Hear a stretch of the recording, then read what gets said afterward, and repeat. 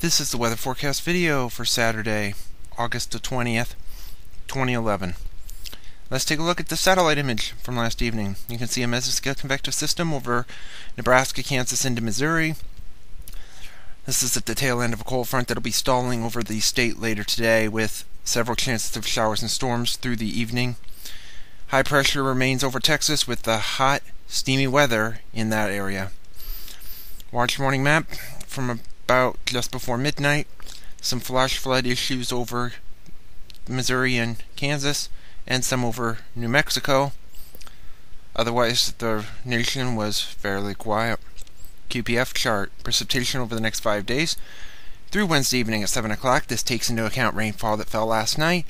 Rainfall amounts anywhere from 1/4 to 3/4 of an inch, with the heaviest over the southern half of the state. Here's the GFS Model Run, the 0Z run at 1 p.m. today. You can see a northwesterly flow aloft with a bit of a trough over the western Great Lakes and northern Plains states. And at the surface, the low pressure will be over Hudson Bay with a cold front down into the Great Lakes and into Iowa and Nebraska and Kansas with some showers and thunderstorms, decreasing as we head toward evening. Sunday, high pressure moves into the state. We'll see some mostly sunny skies, highs in the upper 70s to low 80s with decreasing humidities. Monday, we could see a slight return flow with maybe a late day shower or storm, especially over the western part of the state where they had all that rain and hail the other night. Tuesday could be a chance of some showers and thunderstorms. Could be scattered throughout the day, about a 20 to maybe 40% chance at that. Wednesday, that storm moves off.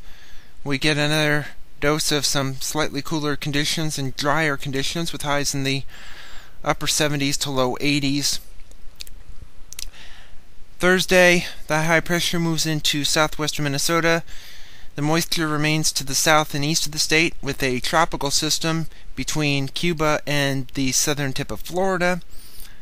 By Friday, our weather remains fairly tranquil with a high pressure near Milwaukee with a possible tropical system over about near Orlando. A week from today, Saturday the 27th, the main storm track over the U.S.-Canadian border with a bit of a trough over the Pacific Northwest and other over the New England states, and that's carrying this possible tropical system northward.